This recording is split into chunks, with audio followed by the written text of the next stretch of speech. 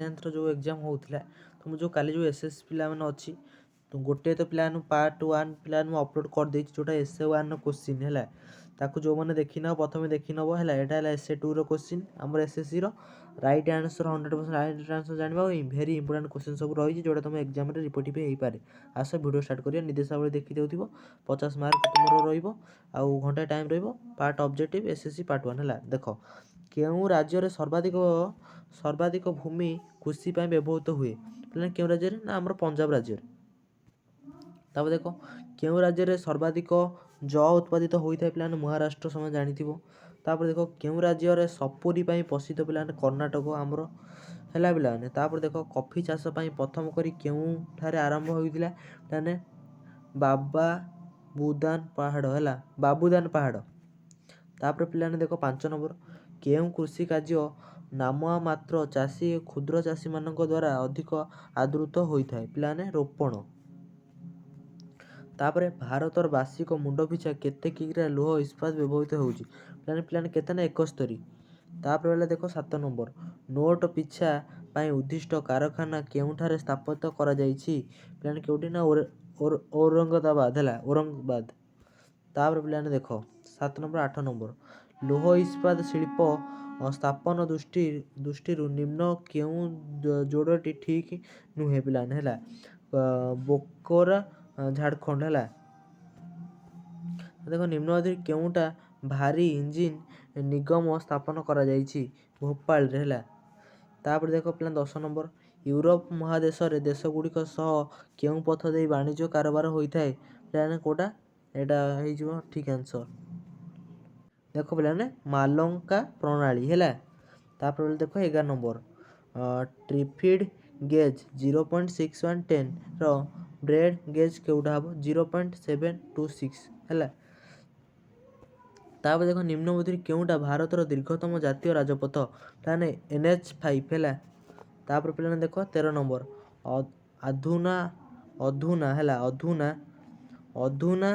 ଅଧୁନା ଆମ ଦେଶରେ କେତୋଟି ଅନ୍ତର୍ଜାତୀୟ ବିମାନ ବନ୍ଦର ରହିଛି ମାନେ କେତୋଟି ପିଲାମାନେ ଆମର ବିମାନ ବନ୍ଦର ରହିଛି ନା 34ଟି ବିମାନ ବନ୍ଦର ରହିଛି। ତାପରେ 14 ନମ୍ବର ଭାରତର ପାଣିପାଗ ବିଭାଗ ତଥ୍ୟ ଅନୁଯାୟୀ ଘଣ୍ଟା ପ୍ରତି କେତେ ବେଗରେ ପବନ ବୋହିଲେ ତାକୁ ମହାବାତ୍ୟା କୁହାଯିବ କେତେ ନା 320 ରେ ହେଲା 320 ରେ ଘଣ୍ଟା ପ୍ରତି 320 ରେ ହେଲା। କୁଆପଥର ବୃଷ୍ଟି ହେବା ପାଇଁ ଆଜିକାଲି ମେଘରେ କ'ଣ ପ୍ରୟୋଗ କରାଯାଉଛି ପିଲାମାନେ କ'ଣ ନା ମ୍ୟାଗ୍ନେସିୟମ ଅକ୍ସାଇଡ୍। ତାହେଲେ ବିଜୁଳି କେଉଁ ହେମ ସହ ପ୍ରସ୍ତୁତ ହେଲା ପିଲାମାନେ ଏଟା ଭଲସେ ଜଣାଯାଉନି ବିଜୁଳି କେଉଁ ଘେମ ସହିତ ଟିକେ ପିଲାମାନେ 16 ନମ୍ବର କହୁଛି ଦେଖ ଏଟା କ'ଣଟା କୋଶ୍ଚିନ୍ଟା ଭଲସେ ବୁଝ ବିଜୁଳି କେଉଁ ହେଲା ବିଜୁଳି କେଉଁ ମେଘ ସହ ସମ୍ପୃକ୍ତ ହେଲା ଏଟା ମେଘ ପିଲାମାନେ ଇଏ ଯୋଉଟା ହେଲା ମେଘ ହେଲା ଏଟା ମନେ ରଖିଥିବ ଏଟା କୃଷ୍ଣପୁଞ୍ଜ ମେଘ ସହିତ ସମ୍ପୃକ୍ତ। ତାପରେ ଦେଖ ଏଇଟା ମନେ ରଖିଥିବ କାହିଁକିନା ଏଇଟା ବହୁତ ସମୟରେ ଏକ୍ଜାମରେ ଆସେ 16 ନମ୍ବରଟା। 7 ନମ୍ବର ଦେଖ ଭାରତରେ ଶତକଡ଼ା କେତେ ଭାଗ ଭୂମି ମରୁଡ଼ି ପ୍ରବଣ ପିଲାମାନେ 55 ଭାଗ ମରୁଡ଼ି ପ୍ରବଣ। ତାପରେ ଦେଖ 18 ନମ୍ବର 2004-5 ମସିହାରେ ଭାରତରେ ହେକ୍ଟର ପିଛା ଧାନ ଉତ୍ପାଦନ କେତେ କୁଇଣ୍ଟାଲ ହେଉଥିଲା ହେଲା। ଦେଖ 2004-5 ମସିହାରେ ଭାରତରେ ହେକ୍ଟର ପିଛା ଧାନ ଉତ୍ପାଦନ କେତେ କୁଇଣ୍ଟାଲ ହେଉଥିଲା ପିଲାମାନେ କେତେ ନା 28.5 କୁଇଣ୍ଟାଲ। ତାପରେ ଦେଖ 19 ନମ୍ବର ଷଷ୍ଠ ପଞ୍ଚବାର୍ଷିକ ଯୋଜନାରେ କେଉଁ ମସିହା ଆରମ୍ଭ ହୋଇଥିଲା ଷଷ୍ଠ ପଞ୍ଚଦଶ ବାର୍ଷିକ ଯୋଜନାରେ କେଉଁ ମସିହା ଆରମ୍ଭ ହୋଇଥିଲା ମାନେ କେଉଁଟା ତମ ନା 1980 ରୁ 85। ତାପରେ ଦେଖ ଆମର 20 ନମ୍ବର ପିଲା 2011 ମସିହାରେ ଜନଗଣନା ଆମ ଦେଶରେ ଶ୍ରମିକ ସଂଖ୍ୟା ମୋଟ ଜନସଂଖ୍ୟା କେତେ ପ୍ରତିଶତ ଥିଲା 39.8। ତାପରେ ଦେଖ 21 ନମ୍ବର ଶ୍ରମିକ ବଦଳରେ ଯନ୍ତ୍ରପାତି ବ୍ୟବହାର କେଉଁ ବେକାରୀ ଅନ୍ତର୍ଗତ ପିଲାମାନେ ସଂଘାତ ଜନିତ ବେକାରୀ।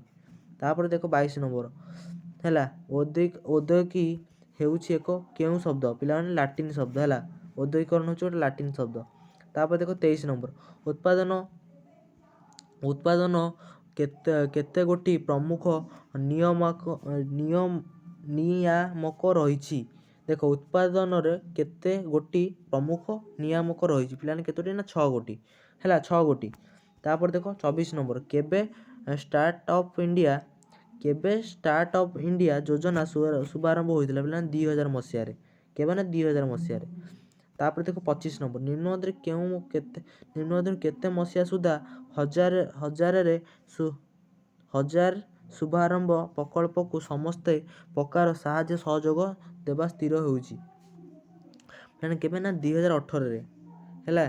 ତାପରେ ଦେଖ 26 ନମ୍ବର ଦେଶୀୟ ରାଜ୍ୟ ବିଭାଗର ପ୍ରଥମ ଶାସନ ସଚିବ କିଏ ଥିଲେ କିଏ ନା ସର୍ଦ୍ଦାର ବଲ୍ଲଭଭାଇ ପଟେଲ ହେଲା। ତାପରେ ଦେଖ ଆମ 27 ନମ୍ବର ଆସ ଦେଖିବା। ହରେକୃଷ୍ଣ ମହାତାବଙ୍କ ଅନୁପସ୍ଥିତିରେ ନୀଳଗିରିକୁ ଦଖଲ କରିବା କାର୍ଯ୍ୟ କିଏ ପରିଚାଳନା କରିଥିଲେ କିଏ ନବକୃଷ୍ଣ ଚୌଧୁରୀ।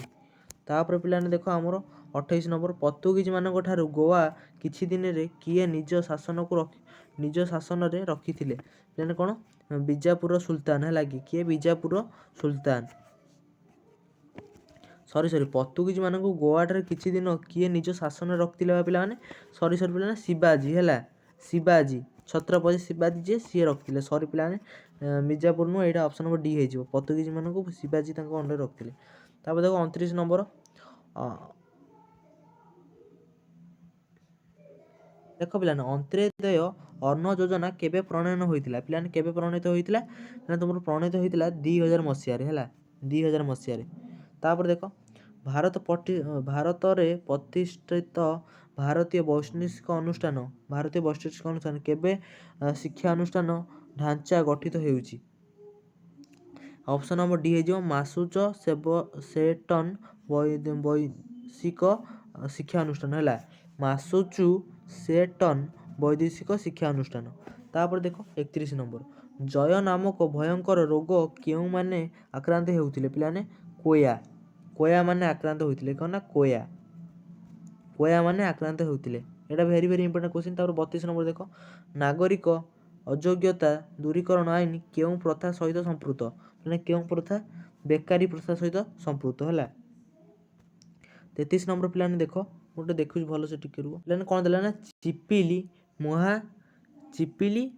ମାଠରେ ହେଲା ଚିପିଲି ମାଠରେ ହେଲା ଚିପିଲି ମାଠଠାରେ କେଉଁ ମହାବିଦ୍ୟାଳୟ ପ୍ରତିଷ୍ଠା ହେଇଛି ତମେ ଭଲସେ ବୁଝିପାରିବନି ଲେଖିଦେଲି ହେଲା।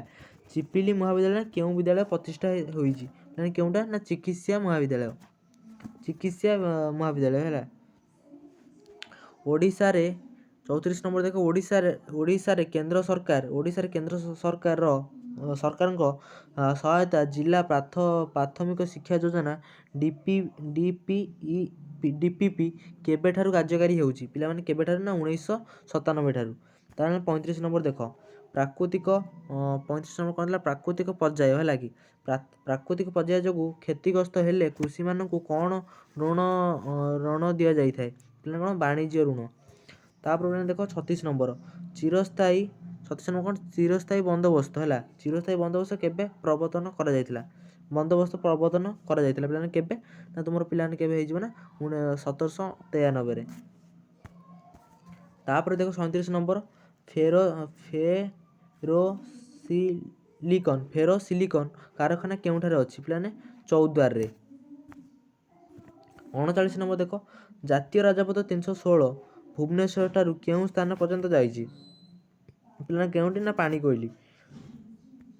39 ଦେଖ ନିମ୍ନଲିଖିତ ପ୍ରକଳ୍ପ ମଧ୍ୟରୁ କେଉଁଟି ଏକ ଜଳ ବିଦ୍ୟୁତ ପ୍ରକଳ୍ପ ନୁହେଁ ବାଲିମେଳା।